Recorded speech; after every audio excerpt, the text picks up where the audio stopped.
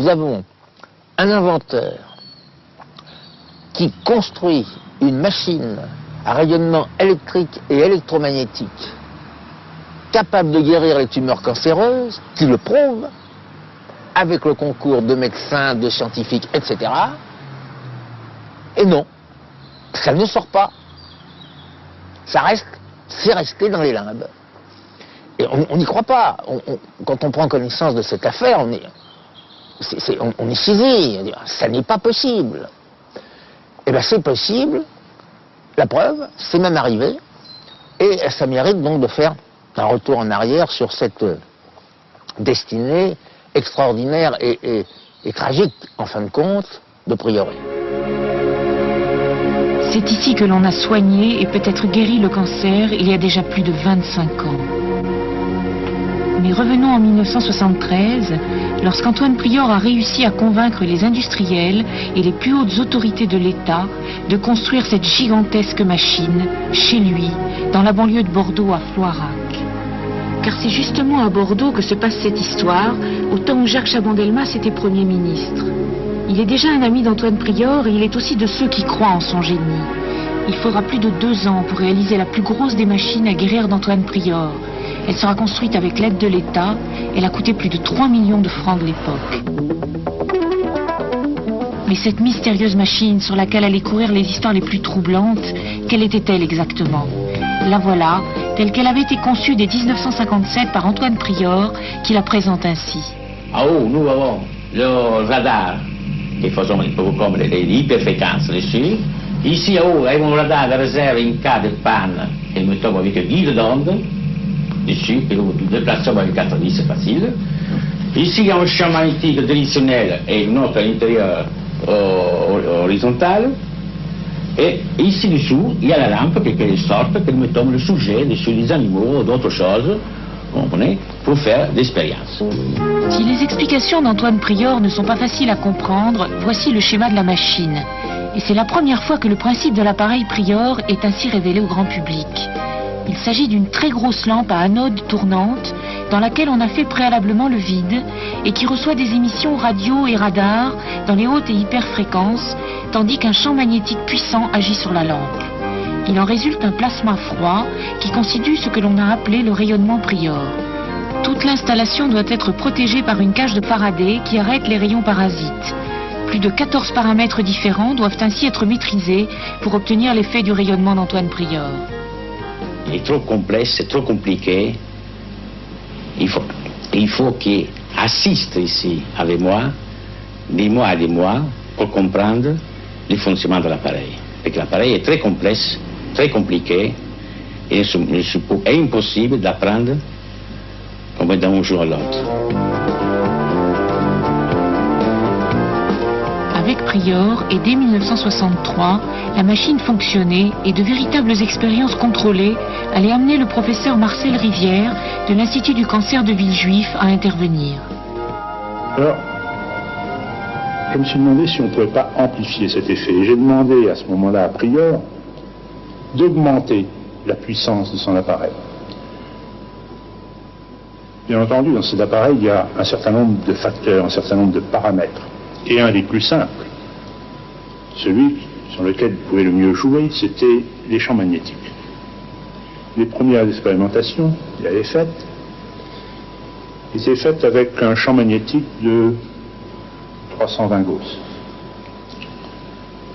Il a augmenté ce champ magnétique jusqu'à 600 Gauss. Et là, dans une nouvelle série d'animaux que nous lui avions envoyés, tous les animaux sont revenus à Villejuif, guéris, sans tumeur. Et on arrive alors au cas d'un monsieur Gaston R, qui est, dont le médecin diagnostique une tumeur du larynx, qui d'ailleurs prend tout de suite, dès que le diagnostic est certain et que c'est confirmé, prend rendez-vous pour son patient pour une opération dans les jours qui suivent, mais le patient n'est pas d'accord parce que c'est une opération mutilante, et il consulte un autre médecin qui a entendu parler de ce que fait Prioret et qui lui dit « Allez donc, faites d'abord un essai avec la machine de Prioret ». Et le Gaston R en question soumet cette tumeur à la machine Prieuré. 2 mois plus tard, on fait les analyses, il n'y a plus de tumeur, il n'y a plus de cancer. Alors à partir de là, Prieuré, qui est, j'allais dire naïf, mais enfin il n'est pas plus naïf que n'importe qui, c'est un homme de bon sens, et comme vous et moi, il se dit, bon ben ça y est, on le sait, ça guérit, allons-y. Il y a des tas de gens qui souffrent, qui meurent, n'attendons pas plus longtemps. Et bien sûr, il comprend que lui disent naturellement ses amis, il faut tout de même que ce soit reconnu par la communauté scientifique. Bon, oui, mais ça, pour lui, c'est une formalité. Ça n'a pas d'importance. Bon, ça peut officialiser les choses, ça peut favoriser certaines démarches, mais la machine est là, elle fonctionne, elle prouve qu'elle guérit. Guérissons. Et ce sera les meilleures preuves. Inutile de vous dire qu'il rêve, ça ne marche pas du tout comme ça. Moi-même, et bien entendu, encore plus, M. Courrier, secrétaire perpétuel de la Fédération des sciences, nous avons essayé de contacter un certain nombre d'organismes qui sont, je le pense, faits pour ça. Un certain nombre de personnalités également. Organismes, eh bien, ça a été l'INSERM, ça a été le CNRS, ça a été la DGRST. J'ai réussi un jour à avoir un rendez-vous chez le ministre de la Recherche du moment, qui était M. Palevski. Je me souviens, nous sommes arrivés un jour avec Prieur, à un magnifique bureau donnant sur la Concorde. Là, j'ai exposé pendant une dizaine de minutes ce que nous avions fait du point de vue expérimental. Monsieur Palevski m'a écouté.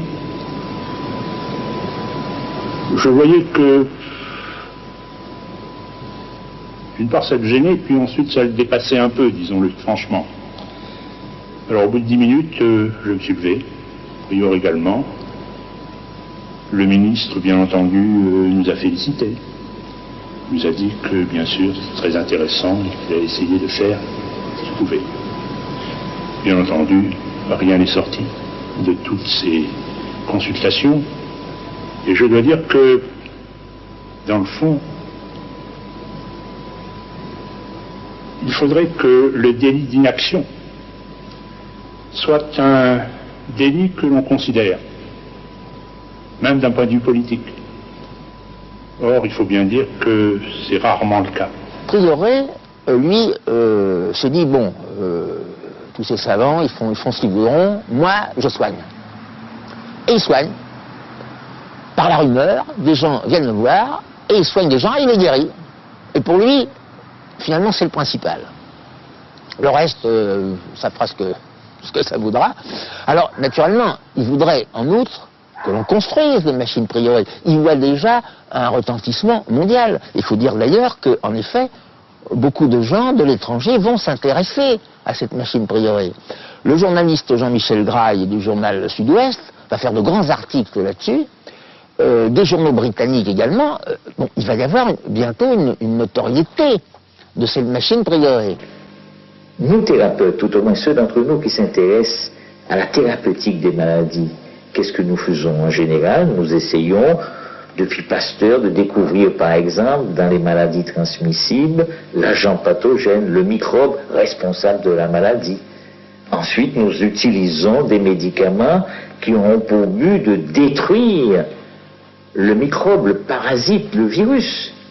Au contraire, grâce à Prieur, nous nous rendons compte que l'organisme humain ou animal est capable par lui-même de lutter contre ces maladies, mais à une condition. Et c'est grâce à Prieur que nous l'avons constaté, que l'organisme soit placé dans un environnement physique, ici un environnement électromagnétique et magnétique, qui permet à l'organisme d'utiliser tous ses moyens, et même, grâce à ces rayonnements, ces moyens de défense de l'organisme sont amplifiés et accélérés. Je continue d'espérer que certains scientifiques continuent à travailler sur le problème, ils vont peut-être un jour ou l'autre sortir quelque chose qui va obligatoirement être reçu, mais on n'a aucune garantie de ça. Et je veux dire en plus qu'il y a un obstacle supplémentaire.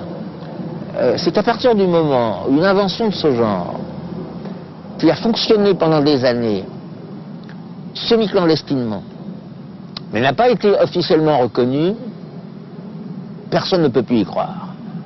Il y a cette grande naïveté qui est dans l'opinion publique, qui est de dire, la fameuse formule, si c'était vrai, ça se saurait. Qui est vraiment le comble de la candeur, parce que une vérité dérange toujours quelqu'un, et dérange parfois beaucoup de monde. Et il n'y a absolument aucune garantie qu'une vérité soit connue simplement parce qu'elle est une vérité.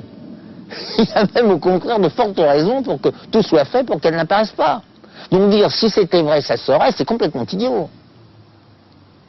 Peut-être qu'il faudrait dire au contraire, c'est parce que c'est vrai que ça ne se sait pas. Et on pourrait reprendre ça sur beaucoup d'inventions, notamment tous les problèmes de l'énergie libre, des moteurs à eau ou à hydrogène, etc., où on sait qu'on a trouvé des choses formidables et qui sont rigoureusement étouffées.